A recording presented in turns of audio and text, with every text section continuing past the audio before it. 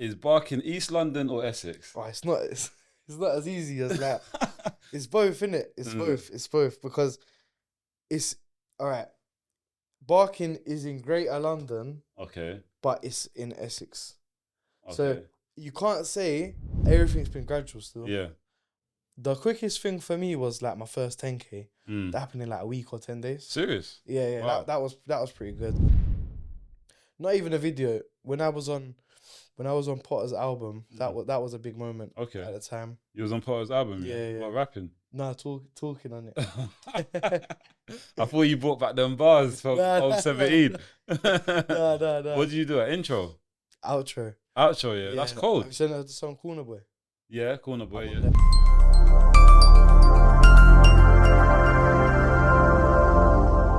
Hello and welcome to another episode of GloTalks, where voices from the streets echo into stories that inspire.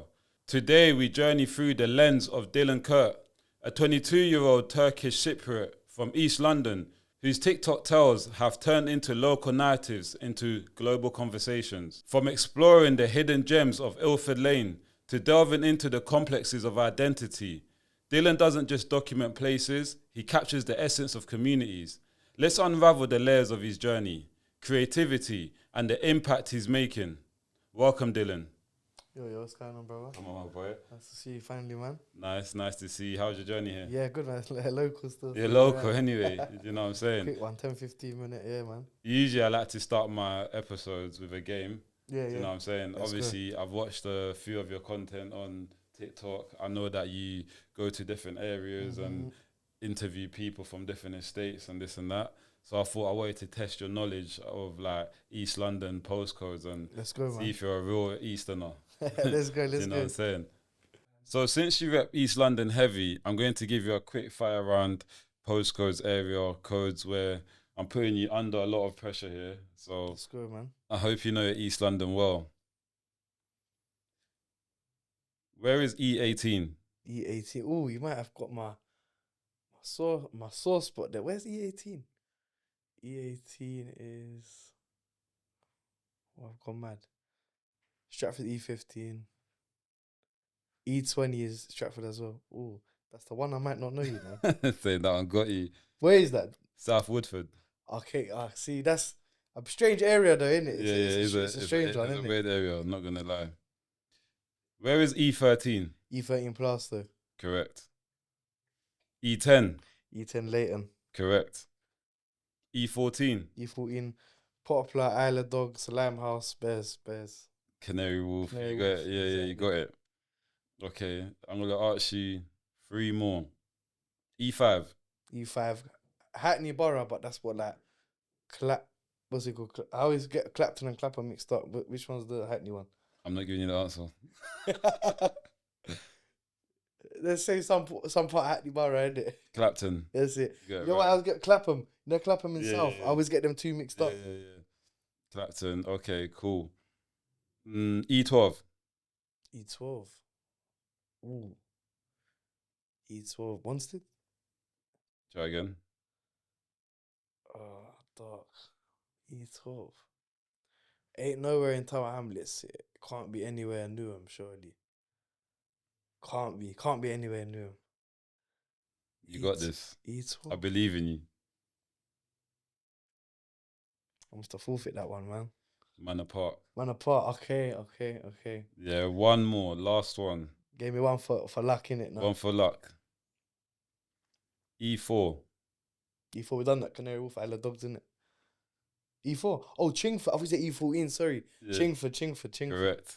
Chingford. Correct. So you do know your East London well. Slightly. Was you born and raised in East London? Like, yeah, but not like like Essex bit, like RM, but I can't really say Yeah. where too much right now. That's in years to come. I'll Yeah. say the full story, but yeah, RM, so like Essex really, but Okay. yeah, man. That makes sense. My nan's E14, Mm. so yeah, always around Tower Hamlets bits growing up young.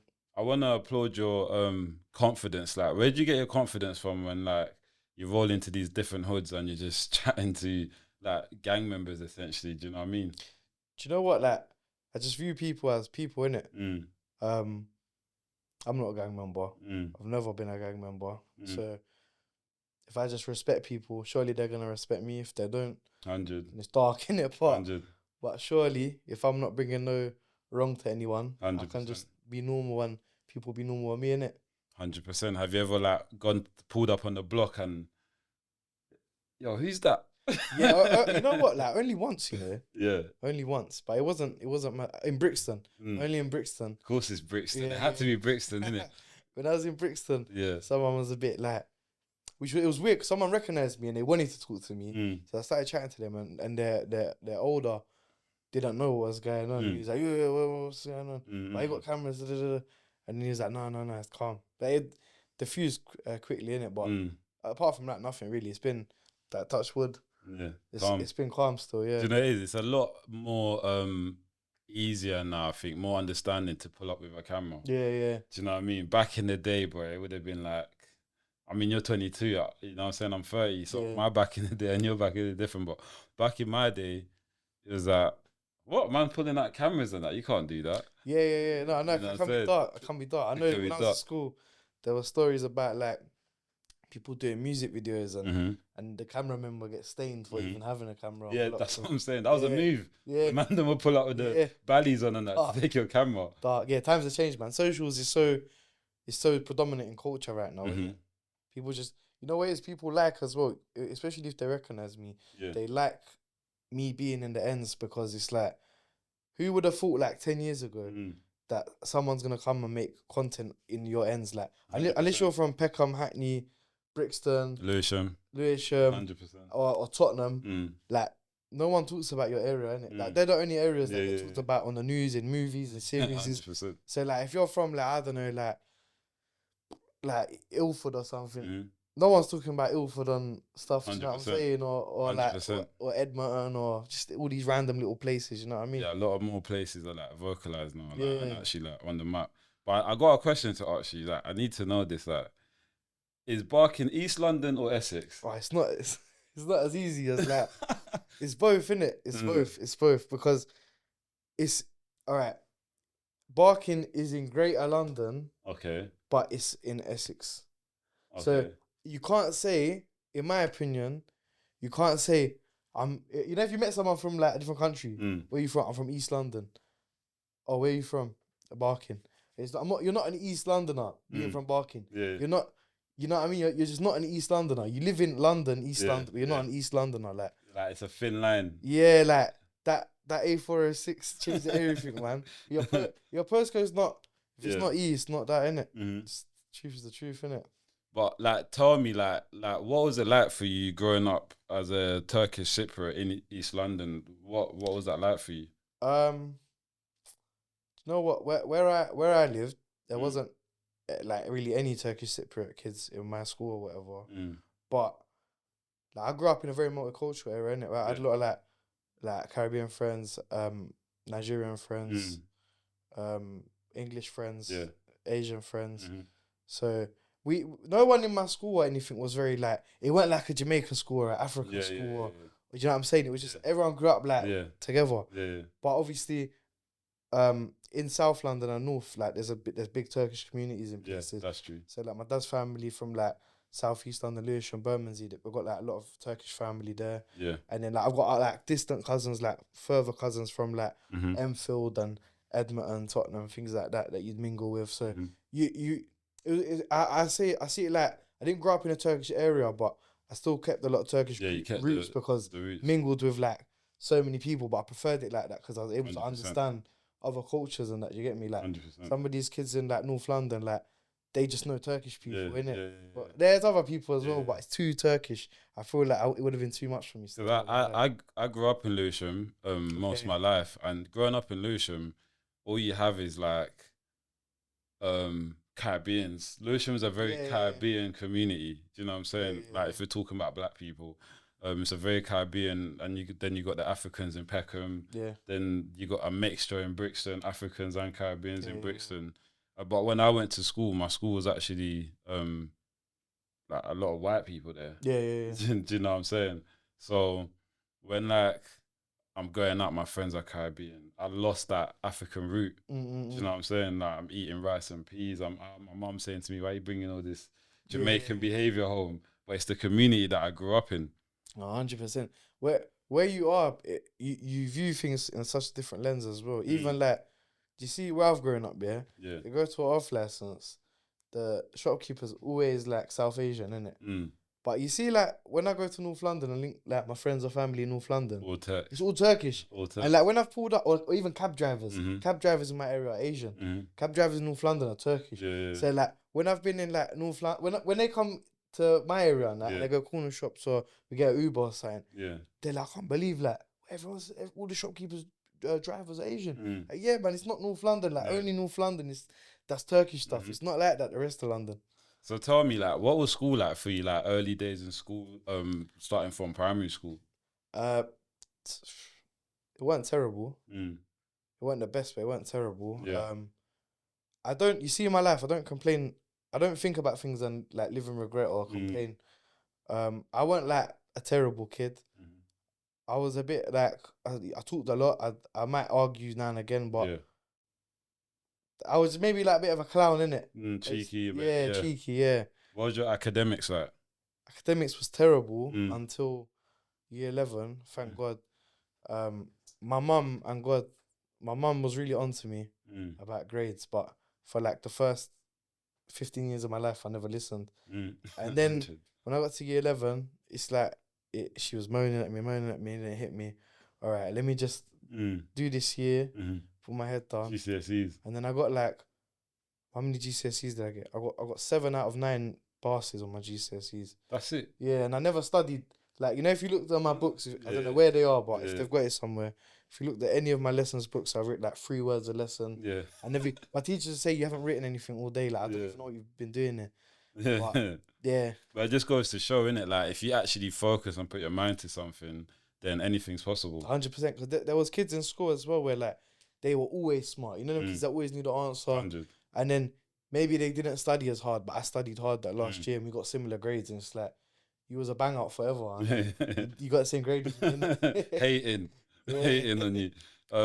So after like year 11, what was your plans? Did you want to go to college? So I got accepted I applied for 2 places, my secondary school, 6th form, and I applied for Havering 6th form as well.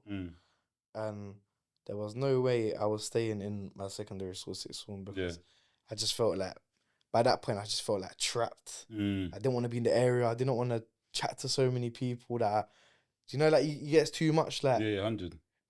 One thing about me as well, I can't keep my mouth shut as well, innit? So like, if I think things are booky or weird, I call people out on it. Like, I can't rate you for being moist or you know what I'm saying. I just like normal people, like, be who you are, innit? 100. So by that point, a lot of people weren't liking me as well. Yeah, I can imagine. So I was like, a few of my friends went to Havering as well, 6th form. I was like, fresh start. But back then I was thinking it's probably gonna be nice things as well. Yeah, that's not Havering. Where is Havering? It's in like Hornchurch. Oh, okay, Essex. Yeah. I'm with you. Between Hornchurch and Upminster Bridge Station. Yeah. But it was funny because it's in like, what's that, Havering Borough. But I remember when we got in first lesson, everyone in my class, they said, "Oh, say your name, where you're from." Yeah. Everyone's from like Cannytown, Flasto, East Ham, Barking, Dagenham. No one was from that area, innit? I don't know why that was, but no one in that college was from Hornchurch. Yeah. Weird place. Flipping. So would you say that you graduated in college? Yeah, so I did media, TV, film. Okay. And then I done business as well. Yeah. I filed business. Yeah.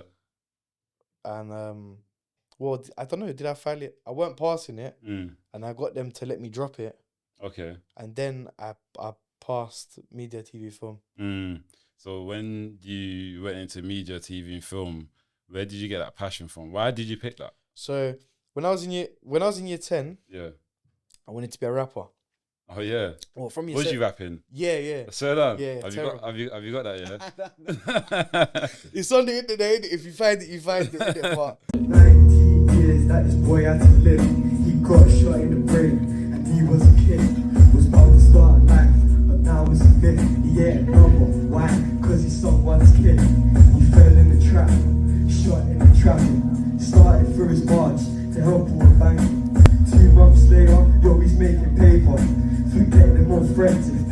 and see you later.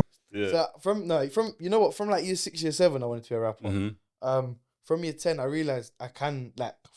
I thought you had to be like America and like being like $1 million booths and that. Yeah, Then I realized I searched online. It's doable if you budget Let's it. do it, yeah. So I bought the things by year, like end of year 10, year 11. I started writing and like making my own songs, mixing my own songs.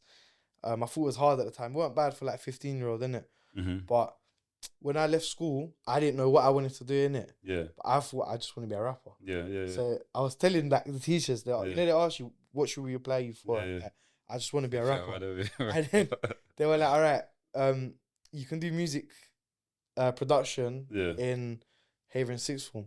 So I wasn't even meant to do media, innit? I went to do music production. I've gone in the introduction day. They've gone, so what instrument can you play? I said, no, I can't play nothing. Yeah. They're like, what are you here for? I said, I want to be a rapper. They told me to do this. Yeah. And then they said, you've got like 6 weeks to come back again for next induction. Yeah. Unless you learn an instrument or learn how to make beats or something, you can't do it. That's the thing, innit? Is like when you want to be a rapper, there's not actually like a field of education for it. None. Do you know what I mean? It's like you don't want to make the beats. I don't want to be an engineer. I just want to get in the booth and drop bars. Yeah, but the thing is, I thought I'd get away with it because surely, like, you need someone to be on the mic as well, innit? 100. Like, because everyone's making production. Yeah. You need someone to actually lay bars or sing or, do you know what I'm saying? But it's in God's plan that happened, because when I went to the next induction, I couldn't do it, like any production or anything like that. They said, why don't you just do, like, what do you like? Do you like movies? Do you like films? I said, yeah. They said, do media, TV, film. You watch movies, make your own movies, edit movies. And I was like, all right then, it's better than doing English or something, innit? Yeah, that's what made sense. And then, that kind of, you know, the editing and all that on, like, the softwares in the classrooms, that kind of gave me the basics of, like, how to edit things and that before, like, TikTok and all that existed, of course. So it kind of played a part, really, when I look back. Did you ever feel like you had to code switch or edit yourself to fit into different spaces when you was growing up? No, I never still, you know. Yeah. I've always been, like, a bit tapped in that sense where, like, I don't care, like, what everyone's on, like, I would listen, you know, when like drill come out, I was in school, I'd listen to like 150 and 6-7, and then in the next song would be like Michael Jackson. I just like. But that's good. It's good to have it that way. Do you know what I'm saying? I like what I like, innit? Like, when I was growing up though, like trapping days, like pedal back days, like I was listening to Mover. You get me? Mover, I can't remember any titles at the top of my head right now, but certain tune, Mover was, you get me, had man moving, saying, yo, all the man them used to listen to him as well still. Yeah, he was cold, he was too cold. I think at that time, he was probably like one of the few rappers coming out of East London. I can't remember anyone else that was pushing music like that. Like he was. It was a big, like, I think South had the torch for a long time. Yeah. Brixton and Peckham especially. Yeah. So, but Mover he's one of them, like, in music where he's a moment in time is Movers. You know what I'm saying? Yeah. There was a moment in time where it was Movers. Yeah, 100%. East London is layered. How do you think your environment shaped the way you speak, carry yourself, and even create the content that you do? So, I'd say just London generally, though. You see, like, me being... All right, so my mum and dad were born in England, Yeah. But to foreign parents from Cyprus, Turkish, Cypriot. So my mum and dad are foreign parents, but they have English accents. Yeah. Back then, if you had an English accent, you would have been more Cockney. So, but they're not proper Cockney, but they've got like a bit Cockney twang. So I'd say like I have like 3 accents, like talking wise. I have like 3 different. You got some Cockney in it now. Cockney, foreign. Yeah. Because naturally, when you have foreign parents, you always have anyone can hear a twang in 100. There's always a twang. So you got like foreign Cockney, and you got like a bit of like, I don't know what they call it, road. It's not really road though. It's but slang, innit? Like nowadays slang, innit? But I think voice wise, it shapes you when you're from different places and parents and I go into the whole Cockney accent kind of thing when who's the 2 brothers from East, the madmen from East. What rapper is he? A rapper? No, man. You know the 2 white guys from East, man. The 2 brothers. used to cause a lot of havoc. Oh, the craze. The craze. Craze, yeah. Yeah. When I started watching like the craze and all of that, Yeah. that's when I was like, shit, like this is what Cockney is. Do you know what I'm saying? Yeah. Some South people are a bit Cockney though as well, innit? You reckon? Yeah, like Bermondsey people, I'd say are very, like Bermondsey, yeah? That's the most East London area in South London. Yeah, that's actually true. Yeah, it's like a part of East London is just inside. I don't make no sense. I don't know how that happened. Yeah. There must be a reason. There must be some sort of transition. Yeah, like like Peckham, New Cross, and Bermondsey so close together, but Peckham, New Cross feel nothing like Bermondsey. Yeah. Bermondsey's their own thing still. You once said, "Only I can upset myself." In a 2018 YouTube video, that level of self accountability is rare. Where does that mindset come from? I believe that, like, I don't know how to explain this into words, but I believe in, like, what's real is your feelings, innit? So, like, if I'm gonna act mad and act negative, that's just making everything negative, and I'm bringing negativity to you, but it's coming back on me, like it's bouncing back, innit? Yeah. If I even if life is dark here, like if I try to be positive, the positivity surely should bounce back to me and bring good. Do you know what I'm saying? 100. I think I used to have a negative mindset a lot when I was younger, innit? Why is that? To be honest, I don't know. I say it now. I don't know then, but now I say, God intended that to happen then, so I can view things like this now. But for that reason back then, I don't know. Yeah. But that's how it was then. I did have a negative look on life. Yeah. Which is funny because I had such a negative outlook on life. Now I have such a positive outlook on life where I believe everything happens for a reason. Everything's written. So it's like life can't be bad because even when it's bad, it's leading to be good. You know 100%. What I'm saying? And I agree with you on that because I feel like growing up like in the hood and in the ends and those types of environments, all we have is negative energy. Do you know what I'm saying? Like you're walking out your yard, you got feds, bully vans, TSGs. You see this country, it's just like obviously to a degree I love this country because I was born here, my friends are here, I've been raised here, but it's a negative place. 100%. Where so many things are normalized, and it, like when I think now as I'm getting older, it upsets me. Like things like, like kids walk on the street with knives and that. It's just like it's mad. Yeah. That's not normal. Yeah, it's not normal. It's not normal. And I try to like whoever I talk to, I try to stress this enough that it's not normal. Like we hear people get stabbed. Yeah, we have convos about it with our friends and things, and we go, "Oh wait, you got stabbed? That's mad." It's not mad. It is mad. It is. It's really mad. It's fucked up, man. We don't emphasize on it. We're just like, oh yeah, what, he's alive? Oh, cool, he's cool. Yeah. I know someone got stabbed, unfortunately, like 2 months ago. I was talking about it with my friend, and then I went, "But he didn't die, no?" He went, "No, that's calm." Yeah. It's not calm. I'm even getting like, and then I'm thinking, what's wrong with me? Yeah. That's not normal, man. Yeah, you know, like back home where I'm from, yeah.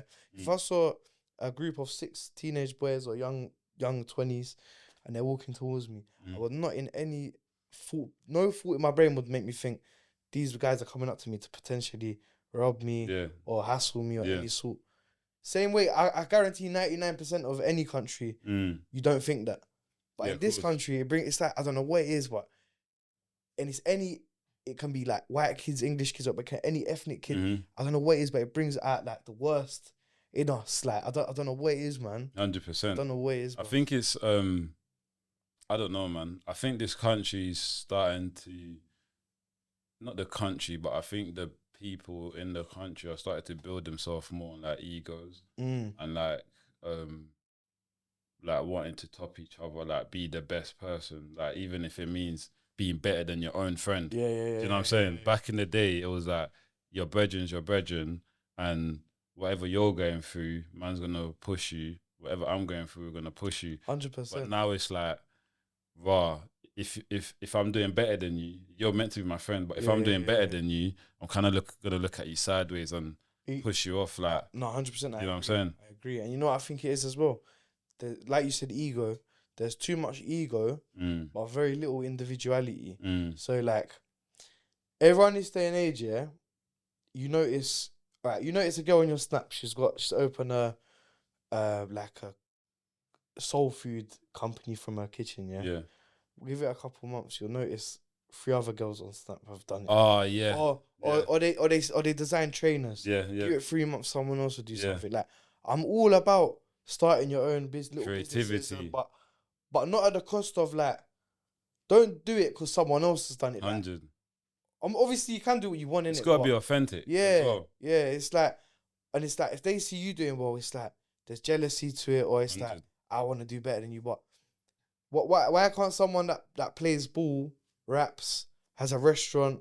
Why can't they all be a group of friends? Like, it's not that your brethren's doing something or someone you know is doing something. You got to do exactly what they do. You live your own path, and like everyone naturally will support each other anyway. Like, you ain't got to be enemies 100%. and competing with your people. I remember like maybe like 3-4 years ago, there was like a pandemic of girls. They're all nail techs. You can talk to any girl from any ends, anywhere. What do you do? Oh, I'm a nail tech. I'm a nail tech. Nails and lashes. Are you even qualified? Yeah, exactly. Like, everyone's doing it from their house, and it's like every girl just started copying each other. Obviously, for some girls it has worked, and some girls has fell off. But it's all about creativity, being your own person. No, 100. For people struggling to be seen or heard, what advice would you give to find their voice? Do you know what? It's so cliche, but like, if you have these things, if you have talent and consistency, it's all timing, innit? Yeah. Like, to me, it might take a year, it might take a month, it might take 10 years, but if you really want that and you believe in it, like, nothing can stop you. There's time is time, innit? But just keep going for it. 100. And eventually it's there, innit? 100%. I never thought I forget how lucky I am sometimes. I'm not rich at any point, but I'm rich in life. Like, 100. Like, the life I live, my week to week, my day to day, my month to month. Sorry, it's all. Is that gonna be calm? Nice. My day to day, my week to week, my month to month is such a lucky life. Yeah. That I wish to have at one point, and I have it. Yeah. And when unfortunately, like, when you get to these points, sometimes you forget what you wished for so many years. 100%. And you lose your humbleness, you lose your drive. But yeah, man, this is the dream I always wanted to live, and I'm lucky, man. So I believe anyone can do that if they really put their brain to something. And if I could do it, why can't anyone? I'm not special. The thing is, bro, it's like you understand what it takes. You understand the patience of things. You understand the journey, the ride to get where you need to get to. Most people don't understand those things, and they're the most key things. People wake up and they want it right now, and if they're not getting it right now, then they're risking it all, doing a move, doing something, whatever. Do you know what I'm saying? But one thing I've learned, like, coming from the roads, that how you get your money is gonna determine how you kind of treat money and how you respect money. Do you know what I'm saying? Because a man that does robberies, their money's like, man, just blow this. You get me? Man, do the next move. Man, do the next rob. It's calm. 100%. You get me? A man that traps, because designer, drip, man, you get me? Man can do the next things because the phone's always rolling. Yeah, no, 100%. You know what I'm saying? And a man that does content creation, they're probably not going to be living as lavish or whatever, but their money's still going to be coming in steadily. They're still going to be building, still going to be saving, and they're not going to have the headache 100%. Of what comes with other things. I've been doing content full time, touch wood, since mid-October last year. So what's that? Like, let's figure October, November, December, 7 months. But you've actually been creating content since 2018. Yeah. But people don't know that. Yeah. And I've been making music 2017. Things like that. I need to find these music videos. You know what it is? You know, people are, that's another thing as well. You know, people ask, like, how many years you've been doing this? And I'll say, like, maybe like 2 year, but it's not. It's like, it's way more than 2 years, because it's all, you forget how many bricks you laid to get to the journey. Yeah. The journey. But full time, I've been doing this 7.5 months, say.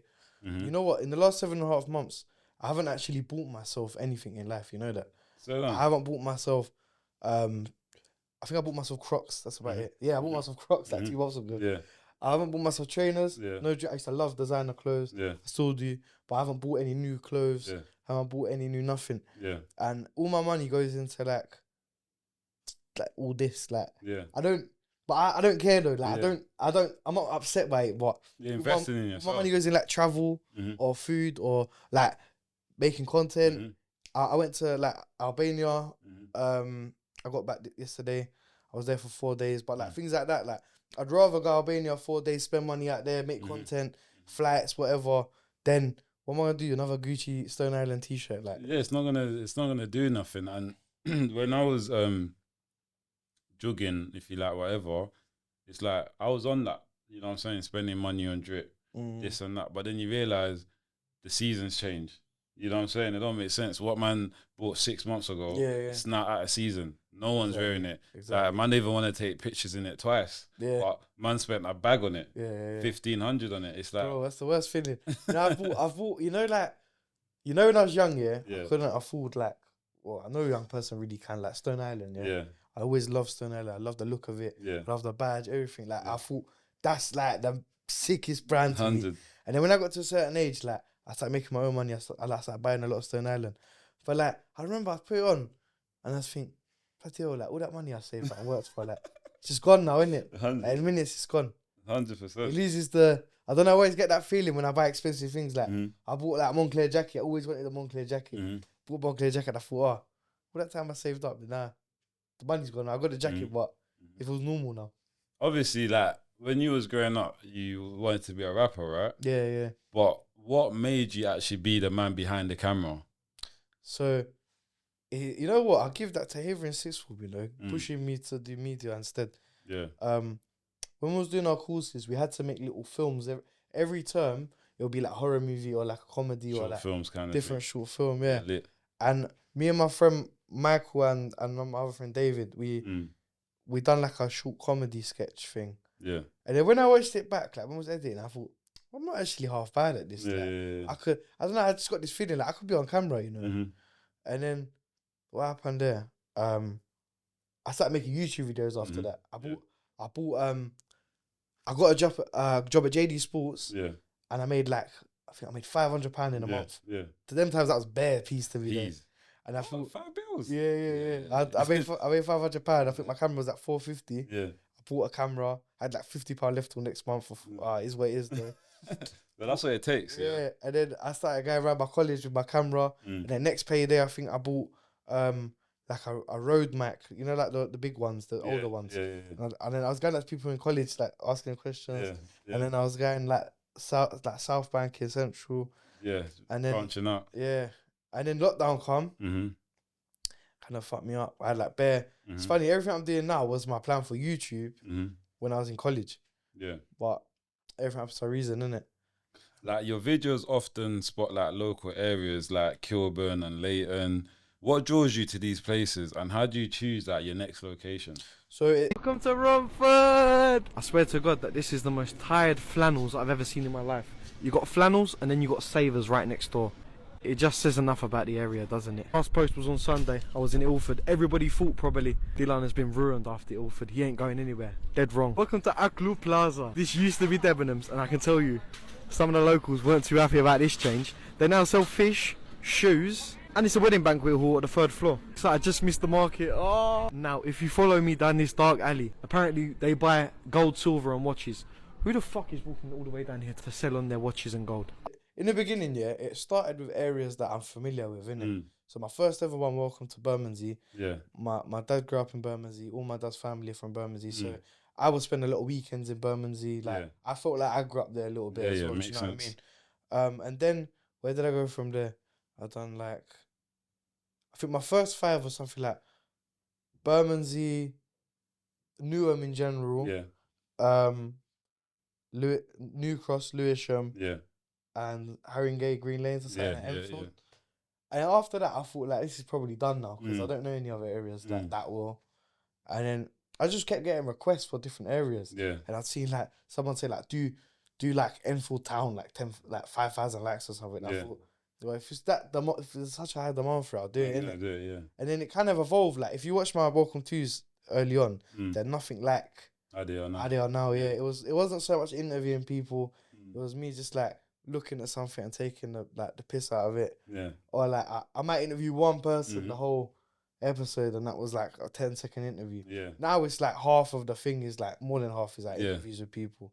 No, it's good content, man. And I feel like it actually highlights areas that people even know. Yeah. And it's in London. Yeah. You know what I'm saying? You'd be Like, surprised. before I started coming to East more, like I didn't know about Enfield Town. Yeah. What's the other one called?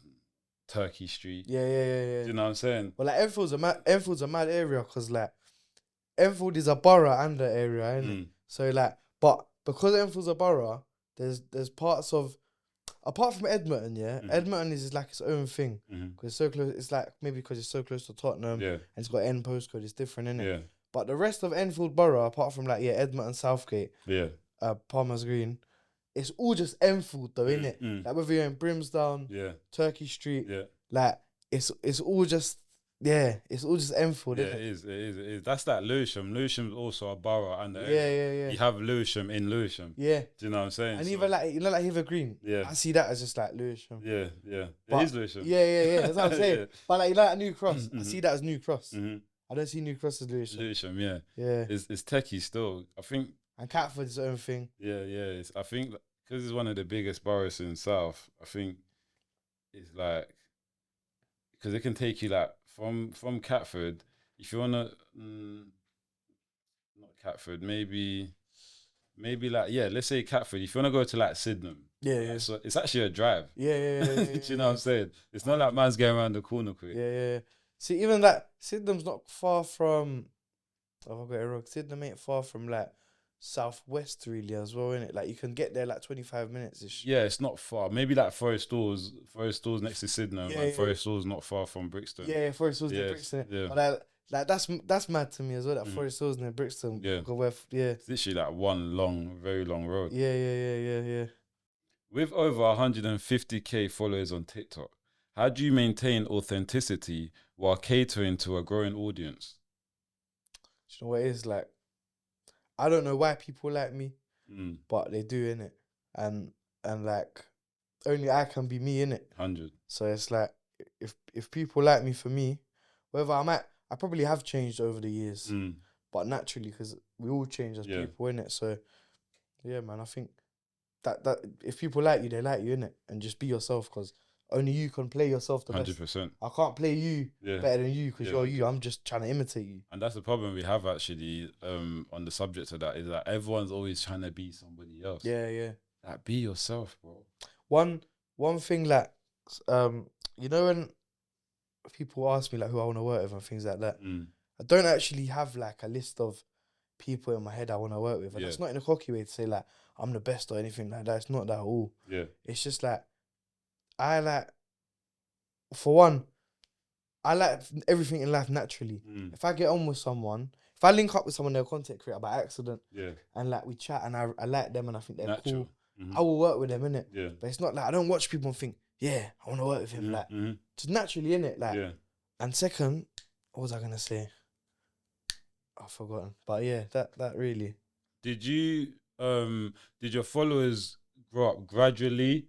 Or did you wake up one day and it was like, bang? Nah, everything's been gradual still. Yeah. The quickest thing for me was like my first 10K. That happened in like a week or 10 days. Serious? Yeah. Wow. That was pretty good. That's it. My first ever content, like really taking it serious, like from what I say in my head, was when I made content about being Turkish Cypriot and Turkish and from Cyprus and all this, because there's a lot going on in that. Yeah. You're Turkish, but you're not from... Hi, my name's Dilan, and I'm from here. Just to do with my dad's village. Turkey, you're from Cyprus, and people think people from Cyprus are Greek, and also I'm Muslim, but because people in some are Greek, they think you're Christian, but no, I'm Turkish, so I'm Muslim. Yeah. There's a lot going on in it, like, there's a lot to unravel. So I made a video like that one night randomly, and it got like 15k views, which at the time I was like mental, 15k. Yeah, of course. And then after that, it's like, that just set me off though. When I woke up and I had 15k, I felt like I had 1 million views, and I was like, there's obviously a demand here. Yeah. I'm going to make another video in the day tomorrow. Something needs to happen. And then that got like 10k. And I just, since that day, I feel like I probably made content near enough every day. No, that's good, man. I feel like with social media, it's not about what you're posting. It's more about how often you're posting it. Yeah. Because we've both seen it. Like people have huge following, and you go on their page, and it's like, what's what I talk about? They don't even have any sort of real context to their content. Yeah. Do you know what I'm saying? But if you scroll down, they've got posts from way back in the day. Yeah. You know what I'm saying? So that consistency has helped them build that platform. Yeah. Which is good, you know. Do you know before I think it was completely consistency? Yeah. Now I'd say it's like 60% consistency, Yeah. 40% what's in it as well. Yeah, what's in it? Because like the content I make right now, I probably average, say like Welcome Tuesday and that, we'll average like 100,000. Yeah. Sometimes less, sometimes much more. Yeah. But if I was doing that for like 3-4 years ago, that every video would probably be a million view video. Yeah. Because that TikTok back in the day were just giving people, because it was a new app here, I clocked this as well. Because TikTok was a new app, they were allowing people to grow. So it's like, if you're putting effort in, we're going to push you. Yeah. And then I remember like 2 years ago, I noticed the change that only videos with higher shares and higher saves will get pushed more. Generated, Because it's an indication that this is engaging. People are saving it for later, or they're sharing with friends. Yeah. So I know when my video's got a lot of shares and saves, it's gonna be a big video. But yeah, I think it's consistent. Always be consistent. 100. But try bring as much quality as you can as well. Yeah. How do you know when it's like something is worth posting? Do you know what? I'm a bit lucky because I've got a formula in it. I know my content, and whether if it's like a welcome to, or it's food, or it's like me asking people Essex or London, or what's the biggest ethnic, whatever. I know there's a formula to my stuff in it. Like it's almost like a series, in it. So people are gonna be engaged. It's like you watch like Simpsons, you know Homer, Bart, whatever. Every episode Homer, Bart, whatever. It's the same standards. But if you had like, I don't know, like John and Jake, one Simpsons episode, you're gonna be like, what the hell is this? So I don't know. Maybe actually back to what you said. Try consistency in your content. Like, don't make it so different from the last. Yeah. If you see that it got a lot of views or a lot of likes or a lot of comments or whatever, there's a reason in it. Try work out what the reason is that your video got that, and try implement it in everything you do, in it. Yeah. You got a deep love for East London. I'm starting to love it as well, to be honest with you. I go to that certain Turkish restaurants and that. I love a Turkish restaurant because you go in there, bro, and your plate just comes full. You pay one price, you got your salad, they're bringing the pita bread, the hummus, the sauce, and everything like that. Would you say Turkish food is your favorite? Yeah, 100%. Yeah. Do you know it's like you said as well? Yeah, it's not a bias thing. You see, like Turkish food, the quality of meat is good. Perfect. The flavors are good, and they're not stingy. They're not rude. Good luck, my drum. Aye, look at that bread. You nearly spilled, innit? I'm too excited, innit?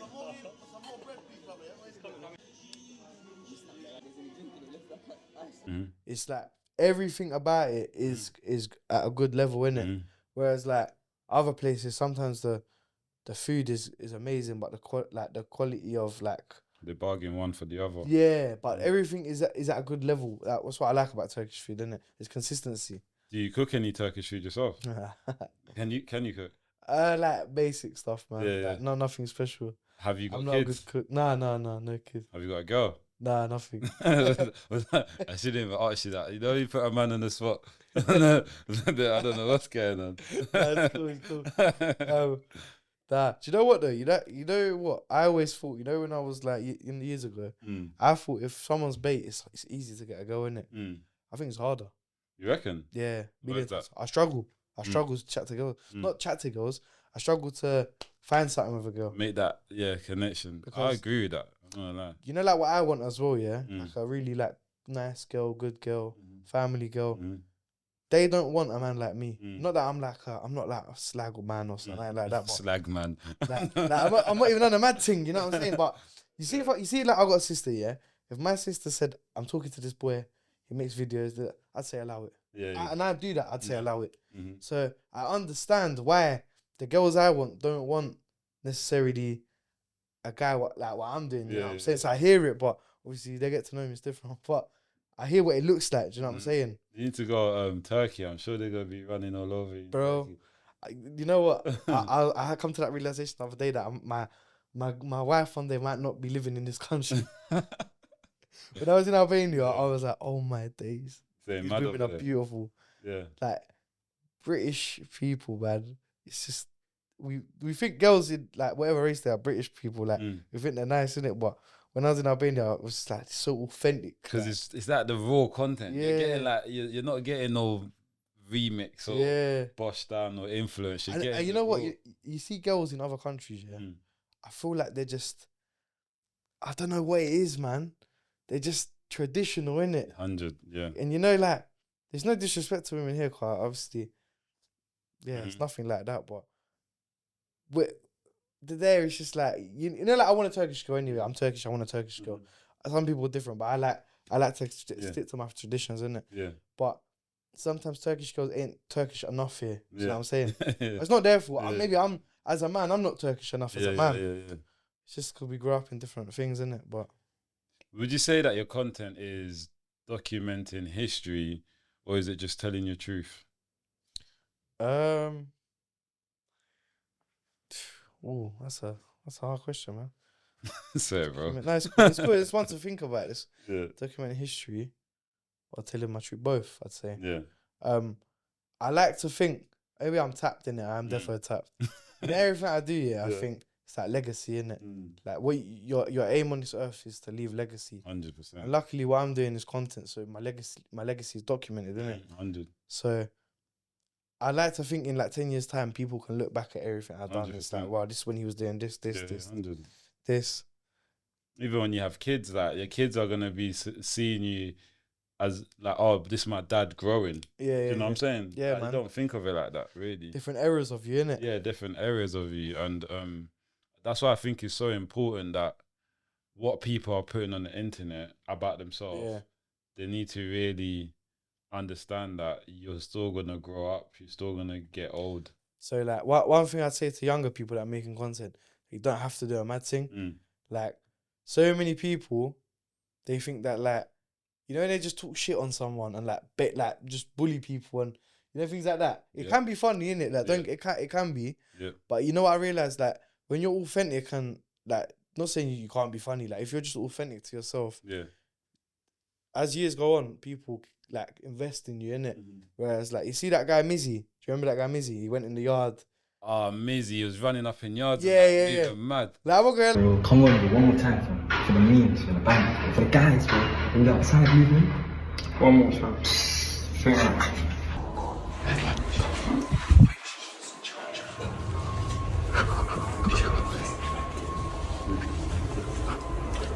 We outside. It's like, let me out, bro. Oh shit. There's people in it. Like, till that I thought that was deep, innit? Yeah, Someone come by, it's gonna be mad. Yeah. But I did find it funny at first, but then there was a border where it's like, okay, you're kind of like, I'm thinking if it was me, if you're doing this to me, I wouldn't like this right now. I'd act a certain way. So, but people don't talk about my man now, and he was everywhere at one point. Yeah, when you do negative things, like, you know, negative activities, negative money, negative anything, doesn't last. Like God, I just think God doesn't allow that to last. Yeah, 100. But you do normal things. The energies it brings. Yeah. You know what I'm saying? And the attention it brings and the policing it brings. Yeah. And you know, like if you're doing something that's making someone else scared or feel threatened, that's never gonna last long. Exactly. And you're running up in someone's yard making them feel threatened, whatever. Even if you're trying to be funny, making a video. It's like, what's gonna happen now? Like God's done something to you now, where your life is fucked. You know what I'm saying? Where you went prison for a little bit, and no one talks about it, no one watches him anymore. What's happened? I was watching.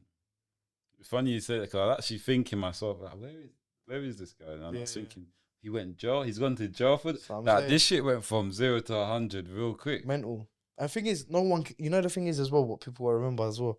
Me, you, anyone. No one cares. Like. Yeah, they care now because like I'm entertaining people, I'm doing this, doing that. Yeah. They care right now. Yeah. But no one cares. If I went bin or if I got deported, no one cares.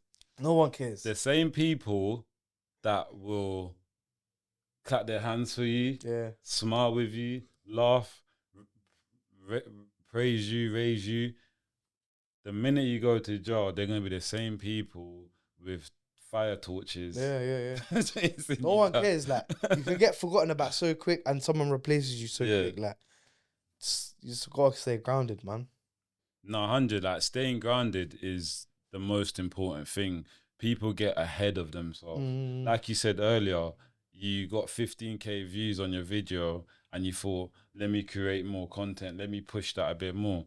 So, I don't know, I'm going to use Mizzy for an example because we've referenced his name. When he done his video running up in people's house, he probably woke up and thought, shit, this is what people want to see. Yeah. This is what I believe is the next content. Do you know what I mean? Until it just got too far and too much. Yeah, and I feel sorry for him in a sense as well. Obviously, I doubt he woke up one day and thought, I'm just going to run up people's yards. Yeah, it was jokes, like, innit? It started with, like, he was going in McDonald's in the back, innit? That's funny. Like, is that how it started? That's kind of funny, innit? I was laughing at that. Yeah. Like, so he's just in McDonald's, innit? Like, it's just funny. What, serving himself? Yeah, like, going behind the till and, like, chatting to he's talking with them, all that. Walk into the back of McDonald's.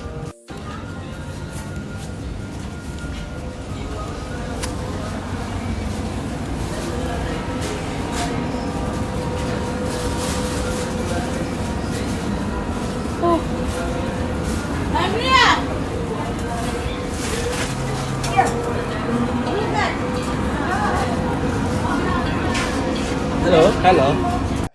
It's something you don't see every day, innit? But then obviously that builds to that, innit? You can't let your negative thoughts take over. Yeah, take over. Well, exactly. I feel like with social media now, it's like everyone and anyone looking for that next viral moment. Yeah. That next viral moment. Do you know what I mean? No matter how degrading it is or how it looks, no one cares anymore. People just sell themselves for a little minute of fame. Like, literally, no one cares anymore. Going on to personal growth. In your 2018 YouTube video, you spoke about feeling alone and the journey to self-understanding. How has that period shaped your current mindset? Like I was saying earlier, the way I feel inside is completely like flip. But I still fully understand what I was saying then. I right now I feel alone. Yeah. But I'm not upset. I understand. I feel like I was going through it's like growing pains, mental growing pains. It was too much to understand at the time. I understand now that like people only care about themselves. It's unfortunate, but it's what it is. And no one cares about me to a certain extent. Yeah. Like obviously we care about people at different levels, but everyone is out for themselves and wants to do best for themselves. 100. It's just understanding how to maneuver on your own, innit? Like people ain't gonna be by your side forever. I've lost friends, lost loved ones, like to just not getting on with them, to dying and things like that. And you just gotta understand that you're on this road. It's unfortunate, innit? But you're on this road. You might be with me for 5 years. You might drop off for whatever. Then he's with me for 5 years. Then he's with me for 10 years. But you'll get your time at everyone, man. You just gotta keep maneuvering on your own. Yeah, 100%. And I feel like life is about growing and evolving as long as it's going in the right direction. Yeah. It makes sense. I feel like a lot of people also forget that we get old. Yeah. Do you know what I'm saying? Yeah. Obviously, you're younger than me, but I was once your age and I never ever thought about getting old or like growing up. You know what I'm saying? I don't think about that. And it's so crazy because how can we not think about that? It's been happening for years. Yeah. People get old and die. Mad, and innit? yeah, it's mad, bro. And it's like when we start thinking more about actually getting old and growing older, I feel like it changes our mindset and makes us grow up in a way. Keeps you grounded, isn't it? Yeah. What life is. Yeah, 100%. Life is not forever, man. 100%. Life is not forever. When you think that, I think that every day. Life is not forever. You don't have your mum and dad forever. You don't have your siblings forever, your cousins, for your friends forever. Yeah. Because I've had a lot of you know what, that period of time when I made that video. Yeah.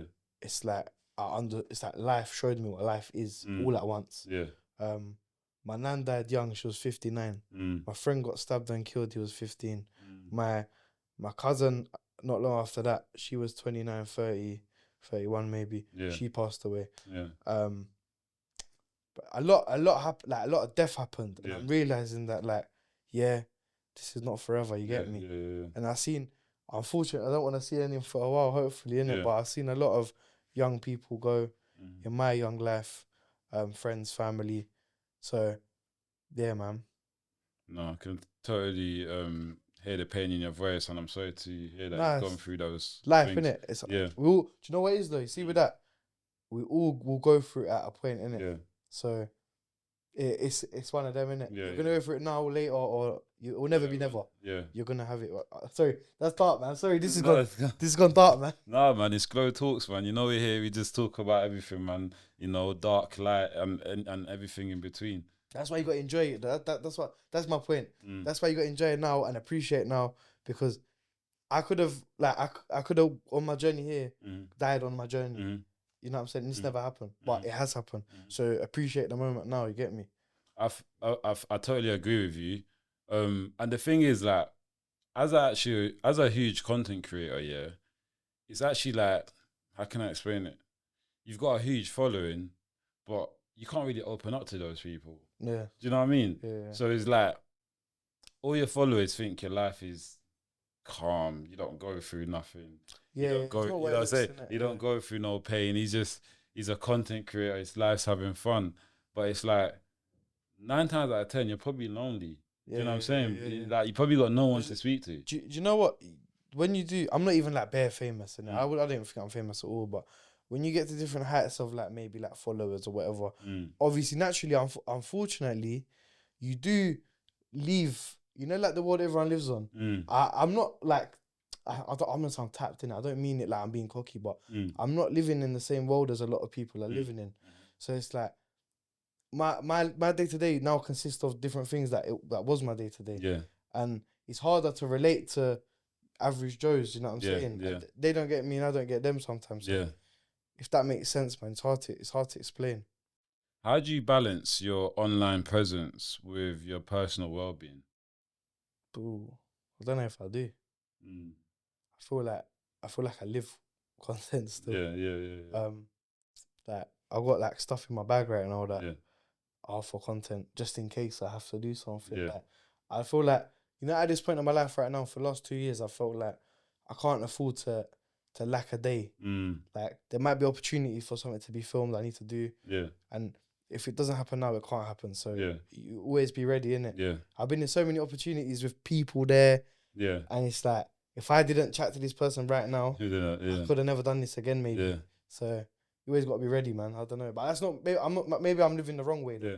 No, it's right. No, you're totally correct. I mean, if you're a content creator, you're ready. Yeah. Like, you can't lack. You know what I'm saying? 100%. That's you. Like, you might walk out of this building right now, go downstairs. Before you get in your car, you're going to see someone. Oh, shit. But you're ready. Yeah. Pull out your rapid on site. Do you know what I mean? That's how Do you know what? The other day, Mm-hmm. I was in the car. I saw that Leo Stay True guy. I don't even know. I'm so terrible with names. He's a young rapper. I don't know that many of his songs, but I see him on TikTok. Yeah. I know he's big with the kids. Yeah. I see him in the car park, and I thought, let me spin back around and then let me chat to him. Maybe we can do something. By the time I spun back around, he's gone though. Yeah. I thought, if I didn't have anything on me though, that would have just been just see my man. Yeah, but when you have everything on you and you're ready, if he was still there, man could have networked with him, could have done something, innit? You never know the possibilities of anything. But yeah. No, it's true. You always stay ready. That's the best kind of the best type of content is the real one. Yeah. Do you know what I'm saying? Man. It's the authenticity. It's the right now. That's the best type of content, you know. How do you navigate vulnerability on TikTok while keeping your personal boundaries intact? Vulnerability. Like in terms of giving them a part of you, but not all of you. Okay. I feel like I'm quite like a honest person naturally anyway. Yeah. So I know not to. You see, like things like I didn't say where. I don't say where exactly I live. Yeah. That's for me. It's probably not a big deal, people, to know where exactly I live, but that's like I give everything online. That's like something I feel like. Let me keep that for me. Yeah, 100%. You know what I'm saying? That's understandable. So maybe just I don't know, man. Just happens. It happens, innit? Yeah. I know, man. No, it's true because you do have to. I mean, if you think about like big celebrities, Yeah. that are on our TV, on the radio, this and that, you couldn't go anywhere on the net and find anything personal about them. You know what I'm saying? You can't. It's like you can't, but they're like world known. You can't find anything about them. It's all about. You gotta know. I think when you're on screen, you're naturally gonna give everything away anyway. So you gotta hold things in your head what you don't want people to know. Yeah. And try to hold yourself back from. Because naturally people talk, innit? Yeah. Talk. You gotta remember what things you don't want to be said and shared. Have you ever had to like take a step back to protect your mental health?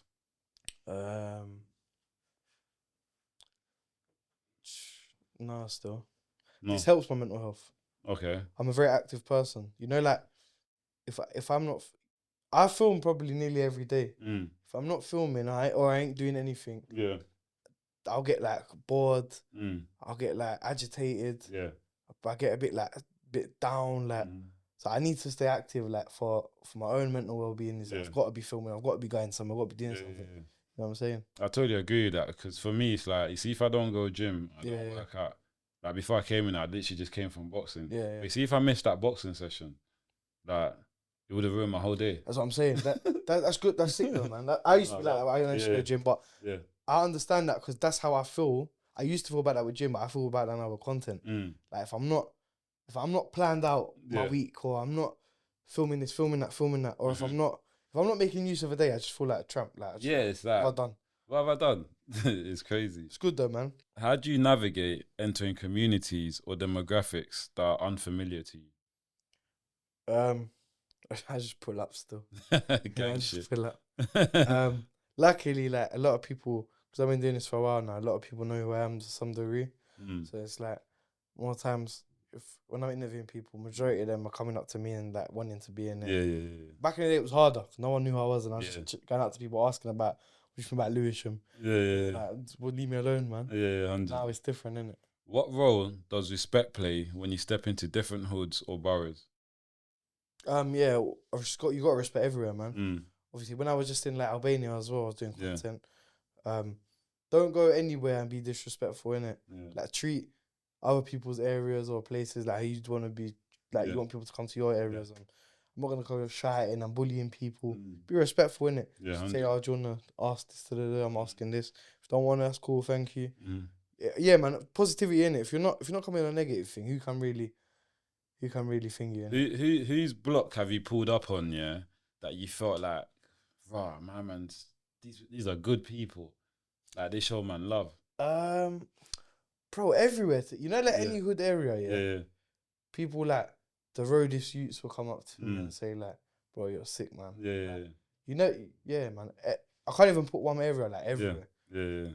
No, that's good though. It's good to have that because it's like, obviously you mentioned earlier you're not like from the roads and that, but for example, it's weird because if a guy from the roads turned around and said they want to do what you do, bare people are gonna be like, bro, why are you doing that for? Yeah. Like this and that. Oh, you're wet. You know what I'm saying? When I first started, Yeah. like now I do everywhere, innit?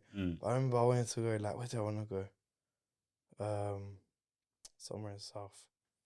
I wanted to go to, I think Camberwell or something.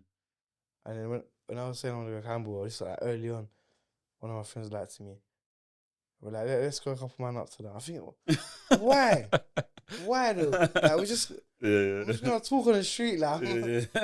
It's but that's what people think, innit, unfortunately. But I hear it though. There's something to it. Like you never know what can happen, innit. But even putting that in the world is not good. You shouldn't think like that. Don't think you have to roll 5 man up to a place because you're when you're 5 man up now, you're looking like you've come for a reason. Yeah, and I'm talking from experience. When you're rolling 5 man up, it's like we're ready, innit? Exactly. We're giving off that energy, innit? Exactly. You know, one person on the street walk, you never think they're up to anything. Yeah. Just go on your own. It's fine. Like, you're cool. No word. You're not just a content creator though. You're building a proper platform. What's the bigger vision for what you do? Everything and anything still. It's TV, hosting, Yeah. like full personality on different shows as well. Channel 4, Foot Asylum, shout me. KSI, Inside, shout me. I'm on anything. You know, if anything that looks good, I'm on it. If it works, I'm on it. Yeah. Just on everything. That's the vision. Just on. I'm on everything. Yeah. I'm on. Okay, you mentioned KSI. I'm trying to get in that Misfits thing as well. Oh, you're trying to get into into that, yeah. Be hard, So I believe, like, do you know what it is? Like, I believe, like, there's so many people just on this chatting about fighting and not actually fighting. Yeah. More time they like people that chat though, innit? Because I mean, chat causes audience and this and that, but it's like yesterday's. Yeah, with Modine. Shout out Modine, it's my guy, man. Nah, shout out Modine for even getting in the ring. He's got heart. It takes a different kind of person to walk into an arena knowing that they may get fucked up. Yeah. Excuse my language. Do you know what I mean? 100%. I think he had a good round though, innit? He was swinging one time. There was one round where he was my guy. All I can say is the man them definitely need more training. Yeah. I mean, both of them need more training, innit? 100%. Swinging handbags and that. Like, you get me? But did he win or lose? I didn't finish it. Nah, that Wakey Wines guy won. Oh, he won, Yeah. Oh man. I think, but there was a point thing at the end, innit? Yeah. No, they were going at each other and then they were having long breaks and then going at each other. I can't like KSI's commentary. That was very funny. What did you say? He was just like, one time they were just standing there for ages. Yeah. And he's like, come on, just do something. I saw that part as well. Because they had a burst of energy. Yeah. And then they were just looking at each other. Nah, it's good though. Like, big up KSI for what he's doing and the platform, because it's like, it's giving people opportunities to showcase themselves in a way that normal boxing wouldn't allow you to. Do you know what I'm saying? The Misfits is like as big as boxing now. It's mad. Yeah. You know what that's even started? Yeah. It started thing, Ballers League. Oh yeah. That's from like, if Misfits never existed, I don't think Ballers League would exist. That's a mad concept what they're doing with Ballers League. I've seen a bit of it. I don't really know much of it. 'Cause I'm not really I don't really watch football as much. I just play it like here and there. But but what I've seen of it looks like it's building really quick. And it's gonna be. I think it's gonna be at mad places. Yeah. Obviously, football is such a big thing that you can't be bigger than football itself. But 100. Yeah, man, you got Ian Wright, Santan Dave, and Angry Ginge managing teams on the same thing. You know what I'm saying? Mad connections. It's mad. And it's good because back in the day, bro, it's like influencers didn't want to mix with normal people. Yeah. Do you know what I'm saying? Yeah. They didn't want to mix with someone who wasn't as influential as them. Everyone wanted to be on the same pecking order, like on the same thing. These platforms like Misfits, what's it called? Ballers League. These are like giving people at the top and people at the bottom to meet in the middle. Yeah. Do you know what I'm saying? And it's allowing people to showcase themselves differently. It's good that happens though, because like, one thing I've realised being in the game, you get people that were like at the top, yeah, and now they're like really and truly, not in a rude way, but they're lower than where I am. Like, they might have more followers than me, but like, no one cares about you. No one cares. But that's because you didn't. You see, with content and music and everything like that, you get different generations every 5 years, innit? Yeah. And if you're not opening your arm out to the next generation to help them up, then they're not gonna do that to you when your time comes. 100%. You know what I'm saying? And I think that's a very like important message. Like, don't let that go over anyone's head. Do you know what I'm saying? People build themselves up to the top and they forget about the people who actually helped them get to the top. 100%. Do you know what I'm saying? People get to the top and they look down on everyone else. Once people get to the top, they think like, well, I made it here, innit? But they don't think about who like rented you your session or like took you somewhere, or you know what I'm saying? Yeah, he was there. Like, he was actually there. Or who gassed you, like, or who, when you thought you couldn't do something, who gassed you, and or who put you in the room with this other person, and you know what I'm saying? Or who just made you feel like this is possible. Your idea is a possibility. Do you see yourself as part of a culture shift happening in London where creators are becoming community leaders? I never thought of it like that still, but maybe possibly. Bro, you've probably got so much younger Turkish and other race people that look up to you, bro. You know what I'm saying? To be honest, that was always a dream of mine. To be fair, that when I was growing up, there weren't really like a Turkish individual from London that I could, like you like to relate to people, innit? Yeah, 100. Your country, your area. Yeah. The bare like Asian setting or like Jamaican setting or African setting, but there wasn't really a Turkish guy for time. Obviously, you have got bare people now, innit? You had Alhan, like not long ago, Alhan came out. Oh, yeah, He's Alhan, doing sick. Yeah. You got a man like Hacks, he's doing sick. Yeah. You got even Ferdi, I'm coming first. You have bare people now, innit? But yeah, man, my dream was to have I'm Turkish Cypriot. I want to be like one of the guys that the kids that are like maybe from like 9 to 19 see I want to make content. Like he's influenced me to, I can do this. I can be Turkish Cypriot and be a big content creator in England and people rate me. You know what I'm saying? That kind of thing. So, what advice would you give a young person that is just don't know what they're doing and they want to become a content creator, don't know how to become one?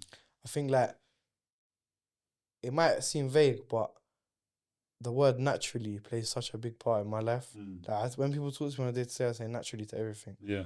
Because naturally. Yeah, naturally. Whatever feels natural in here, just follow that. Yeah. Like the way my brain thinks, I don't believe unlogical things. I don't lie to myself. I don't lie to others. Anything my brain comes up with, I believe in my standard is a logical idea. Right. So if I can see something in front of me, I'm going towards it. And you know what? Sometimes you don't even get to where you was going, but you see people neglect the journey. Like, you know how much you can gain and learn from the journey. 100%. Takes you somewhere else. 100, bro. So, 100%. yeah, man, just follow what your heart and your brain. Do you feel a sense of responsibility as some younger people are watching? Yeah, definitely. I try to even, you see like this road stuff. I hate it. So like, even when I see kids in the ends, when I'm interviewing people and they like me, when they talk to me, I'm gonna sound tapped. I do this stuff. I'm tapped. Yeah. I say to them, "Do you smoke weed?" They go, yeah. I said, "Don't." They think I'm gonna rate it. I'm gonna dap them up. Yeah. Don't. Or I say like, "What? Do you carry?" Yeah. And they might say, "Yeah." I said, "Well, why'd you do that?" Yeah. Like I make them feel like, cause I just feel like it's my responsibility as like an older person now to not make you feel like you're hard for what you're doing. You know what I'm saying? Because obviously, some people's circumstances you can't change. Yeah, 100. But if there's a group of like 10 kids there and I can get in one of their heads, and like me, like not rating what they've done, and a little bit of guidance might put them to bed that night and think, why am I doing that? Yeah.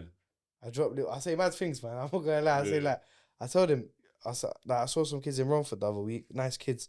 I could tell they're nice kids as well. That's why it pisses me off. And I'm asking if they carry, if they smoke. They're telling me, yeah. I said, like, how old are you? Like 16. I said, my friend, he died when he was 15. Got stabbed. I said, is that what you want? Like, are you happy with the life you live now to get over? Yeah. And they all, yeah. But obviously, most of them don't hear it. But if one of them can hear it, then it made a difference. It made a little change. But maybe I'm tapped as well. No, do you know what it is? It's like you understand through your own life experiences that not every little thing is worth it. Nowadays as well, everyone's rude, innit? Have you clocked? Everyone's rude. Back in the day, like, certain areas or certain 100. People are rude. But now everybody's rude. Yeah. But it's like, the question is, what makes you rude? Like, what is rude? It's it's one of those questions, is that... I feel like everyone is like well, I don't know, maybe I'm older, maybe it looks that way, but the younger lot, everyone's a gang member now. Yeah. Or they act like a gang member now. Whereas when I was growing up, you either was a gang member or you wasn't, innit? Yeah. So now it's more, the line's blurred more, maybe, innit? Yeah. I think the younger generation are like funny in terms of like, they maybe assert their gangsterism or their gang energy in the clothes they wear. Do you know what I mean? Yeah. It's like, man grew up on Fubu. I don't even know if people know what Fubu is. I might know if I see it. You know what I'm saying? I don't heard of Fubu. That's what I was saying. Like, do you know what I'm saying? Man grew up on what's that? What's the one that was 3 stripes but not Adidas? K Swiss. You heard of K Swiss? Yeah. Man grew up on that, and it's like that didn't determine nothing. But now it's like man will put on trap star jackets. Yeah. Man's a trap star.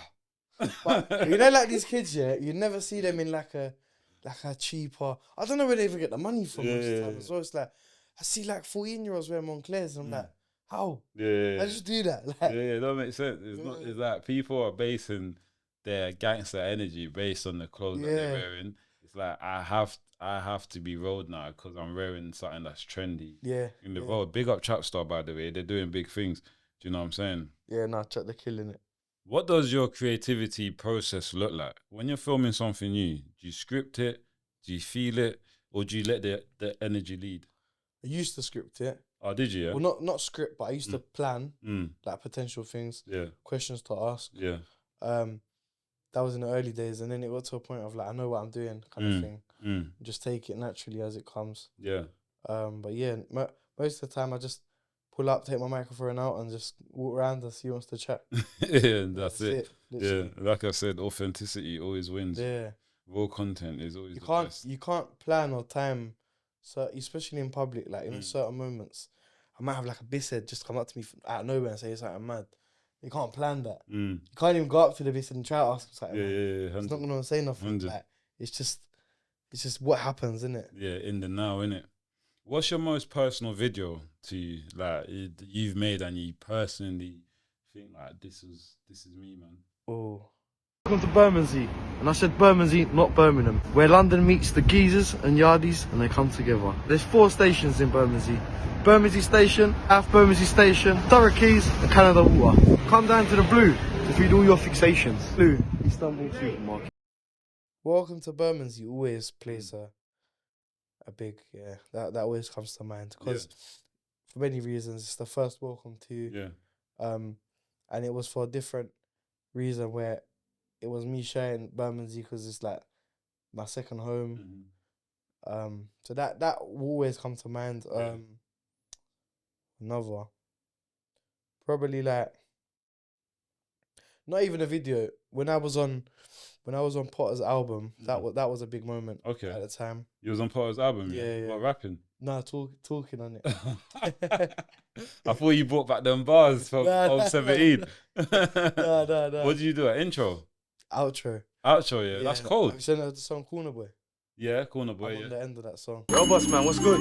That's my friend. How you doing today, boss? You okay? Yeah, all good, man. Listen, where's the cling film? Still over there? The cling film, same place as always, my friend. Yeah, love. Oh, that's you, yeah? Yeah. Big up. Like, Big up. That was a big moment at the time. You know what's weird about that as well? I mingle with so many artists and people and now. It's all normal. Back then, it was like, I only met Potter. Yeah. And I didn't know no one at all. Yeah. So it was like, it was such a big, it's like I didn't even work my way up. Yeah. It was like, I just met such a big artist at the time and then nothing before it or after. Yeah. So it was a mad out of world moment. Like, 100%. it was a mad moment, innit? No, big up Potter Paper, man. Like his story, his journey, where he's come from. He's always put East London on the map. You know what I'm saying? He's repped East London forever. But those moments when I was in jail, like training day, like listening to that in my soul is like, big up Potter on that one, man. Still. That you see that, you know what? Yeah, that whole time period, like of me being on the album to now, it's like it was all written in like the stars of like thing, because obviously my brother in Bills, he was like Potter's management at the time as well. I didn't know Bills. I didn't even know Bills then. My good friend and Bills were friends, and they hooked me up for that, innit? But then even at the time, I barely even spoke to Bills at times, and now I do a lot with Bills. Like we do a lot of content together and things like that. It's just that, you know, the way life's written. You're never, when you look back, you think, rah, it happened so naturally, but you would have never guessed things then, innit? Like, I don't know, it's a mad thing still. No, 100%. It's like you connect your dots. The dots become clearer as you solidify what you're actually doing. Yeah. And then the people around you, they start to play a role in your dots. Do you know what I'm saying? And it's mad how life just ends up being. That's the day. Like, when I think back to it now, that's the day it felt like this is a life for me now. Like, this isn't just that I'm making videos on my phone. This is what life like can be and is gonna be and better. You know what I'm saying? What 100%. the doors life you don't even expect. It showed me. I don't even have to put into words. Like, it kind of showed me that like you're leaving the normal life and going into like this mad world of seeing different mad things that you never believe in it. When you thought I want to do content creating, what did your parents think? Like, what did you just go, Mom? You know what? F a 9 to 5. This is what I'm on. I was like prompting them from time. I said, I'm gonna leave work soon. Yeah. What was you doing? I was a barber. Okay. From 16. Yeah. Straight from school. And I hated it at the end because it's just like repetitive. Yeah, and I'm a very creative person. I need to be out seeing different things and doing different things. Obviously, it's good money in that, but you know me, I don't really care about money. I don't care about money. I just want to be comfortable. Yeah, 100. At the same time, I want to enjoy life and enjoy time as well, innit? Right now, it's not a bad job, you know what I'm saying? Yeah. But right now, I live on my own terms of time, and I feel like that's the richest you can be in life. Yeah, 100. But yeah, I prompted them for time. Yeah, I want to leave. I want to leave. My mum say, you're mad. You think you're gonna live under my roof? You know, have a job. But that's what they don't understand. Is that it's not. I don't have a job. It's a different job. Yeah. But you know what? In the end, I left. Like, I'm not saying don't listen to your family, innit? But don't listen to your family. Listen to yourself. But I left. I was making money. Luckily, as soon as I left, I was making like private job things like promos and things like that. And if there's money coming in, what can they say, innit? Yeah.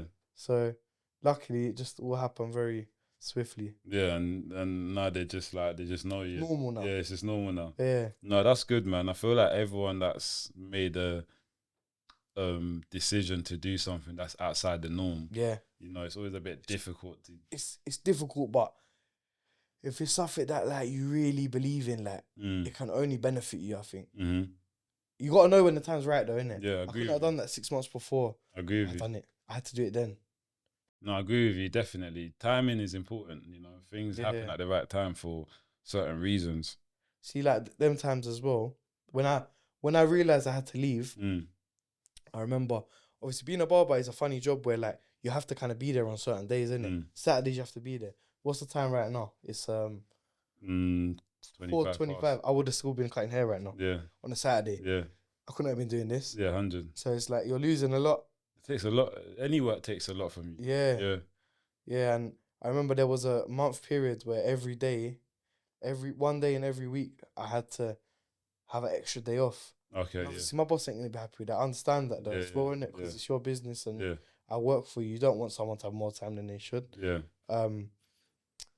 But it would be things like I gotta do something with like Big Nasty in Manchester one. Then the next week I gotta film something with ITV. Yeah. And the next week is something else. The next week is something else. It was like 4 weeks in a row. Yeah, of course. And then I could tell he's getting upset by it. And at the same time, I hear you're upset, but I'm not gonna stop for no one. Yeah.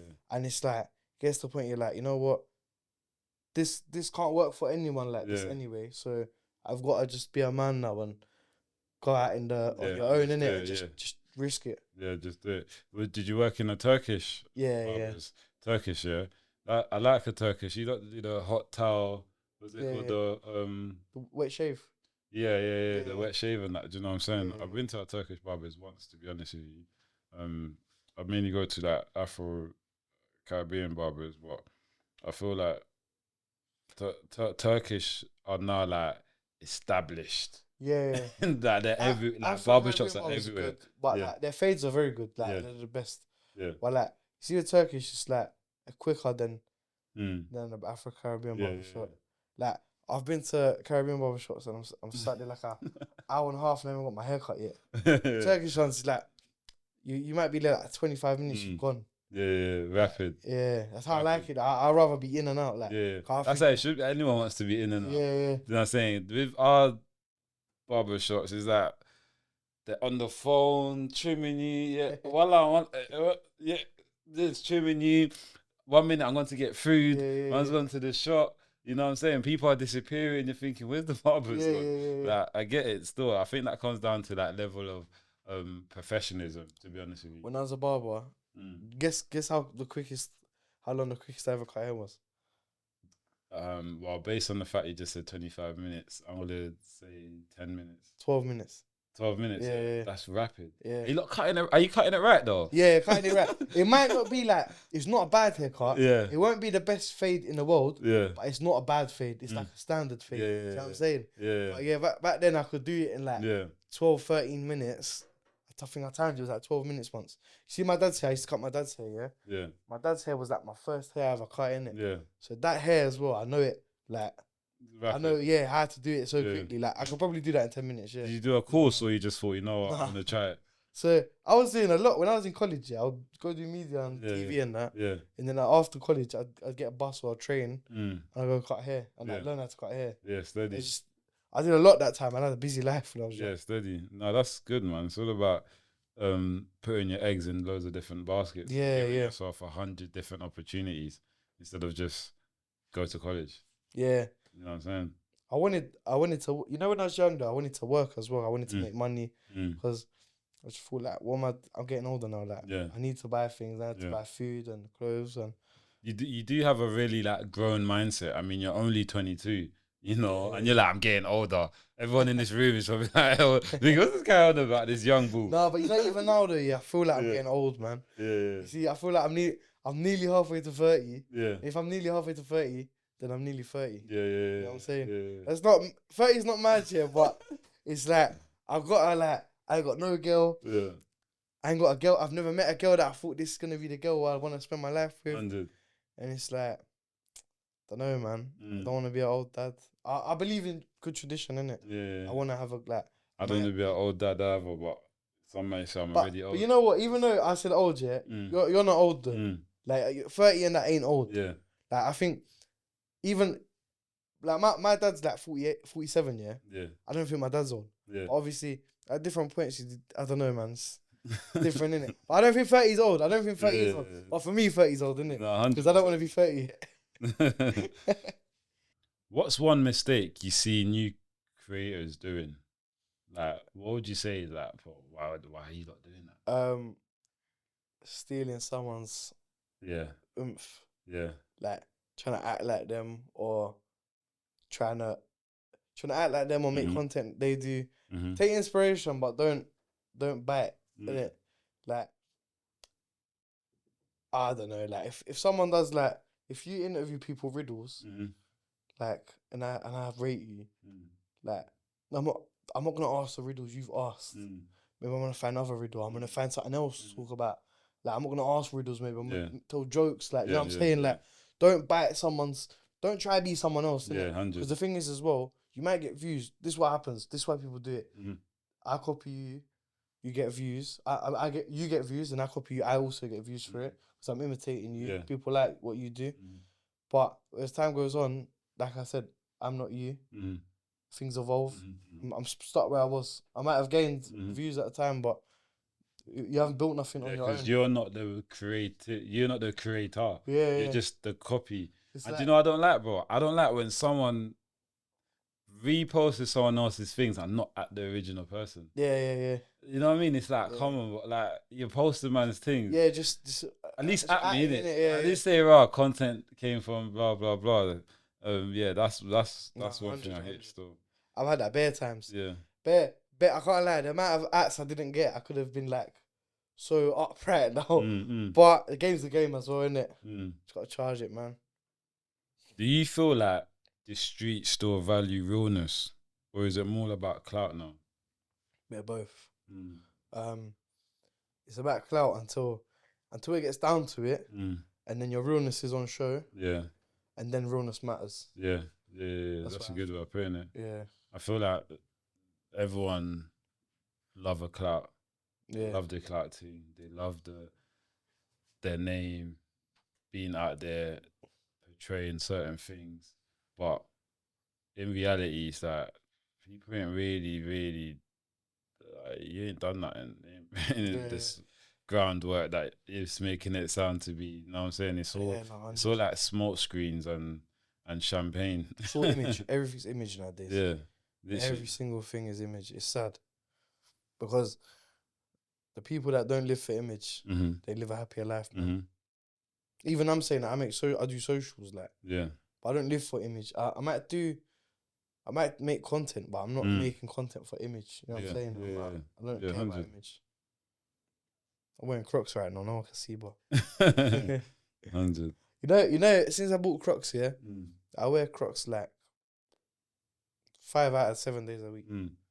Like, I got like expensive. I'm gonna name the names because I don't care for it. But I've got expensive shoes at home, different brands. But I'd rather wear Crocs. Yeah, comfortability. Yeah, that makes sense. I mean, Crocs went like crazy when I was in the Canyon. Yeah, and I never understood the concept of having something with holes in it. Yeah, I was thinking, bro, how people are walking out. What about if it rains? Like, you know what I mean? Like, it's the breathing air, innit? Yeah, yeah. But I understand it now. Like, it's comfortability, innit? And it's all about comfy. Yeah, just being able to. I never understood it till like 2 months ago. Like my friend Bill's always wears Crocs. And I used to think, why? And then my friend Nav's wears Crocs. I'm thinking, why? Like, and then all of a sudden everyone's got Crocs. I'm thinking, am I missing something here? And I needed to buy my sliders ripped, innit? Yeah. And I thought I was gonna go away, and I thought I can't go away without sliders. And I saw Crocs, and I was like, let me try them. And I was like, you know what? I rate these shoes. Yeah, you gotta be comfortable in what you like, man. When I was in secondary, there was a time everyone went to wear it was white sock sliders, black Nike sliders. Yeah, that was the thing. What's that? White socks with black sliders. Yeah. That was the thing. Yeah, we all step out in our sliders and socks. Yeah. It's mad because when I was growing up, bro, you need to have your trainers on tight, laces tight. You don't know when you're gonna have to run or something. You get me? But I feel it's good though because I feel like now it's like everyone's a bit more like calm or like maybe like a bit more relaxed. You see the kids these days. I see them. You go on that high street. They're wearing Dior's. I think, raw. Yeah. How you went to? You know, when I was in school, you either wore like 95s, TNs. Or Hirachis for a little bit, and Air Force. No one will ever wear Dior's, man. That was mental. No, 100. The times have changed. Times are evolving, man. Yeah. And I feel privileged that I get guests like you on my channel. I appreciate that. Because like you're young and you're in that environment. You know what I'm saying? I could sit here and get people my age or people older than me and this and that. But you're the next generation. You're the up and coming. Do you know what I'm saying? What you're doing now, people weren't doing that in my day. Do you know what I'm saying? It's mad, really, isn't it? Yeah, it's mad. And if people was doing that back in the day, people would look at you sideways, like, do you know what I'm saying? So it's good to see that time evolving. Yeah. You know, for like the younger kids as well, like this is also normal as well now. So like when I started doing this wasn't like normal things to go out in public and do stuff, but this is all they're seeing. This is like, when they get to a certain age, it's probably what they're going to do naturally. It's just what people do, innit? 100%. No, Dylan, I mean, we could sit here and talk for ages. Yeah. Like, literally. But I want to say a big thank you for actually taking the time, coming out onto my platform and sharing a part of you. Like, do you know what I'm saying? It means a lot to me. My platform's still growing, you know, still building. And I welcome a lot more guests like yourself, a lot more creators, businessman. You're actually a businessman. Like, do you know no, you're actually a businessman. Like, do you know what I'm saying? It's not just content. You're a businessman. And I hope that the audience can watch your episode today and take notes. Do you know what I'm saying? Inshallah, yeah. Is there anything you'd like to leave the audience with? Just believe in yourselves, innit? I sound so moist, innit? But it's the truth. Like, if you don't believe in yourself, no one believes in you. Because why would you bank on someone that doesn't even bank on themselves? 100%. Yeah, that's it, man. Just believe and achieve, innit? 100%. Dylan, thank you. Yeah, cheers. Okay. Dilan Kurt's journey shows us the power of storytelling, rooted in authenticity, identity, and community. From the streets of East London to the screens of thousands, his narratives bridge cultures, generations, and perspectives. Whether he's in Ilford Lane or Kilburn High Road, Dylan reminds us these aren't just ends, they're ecosystems.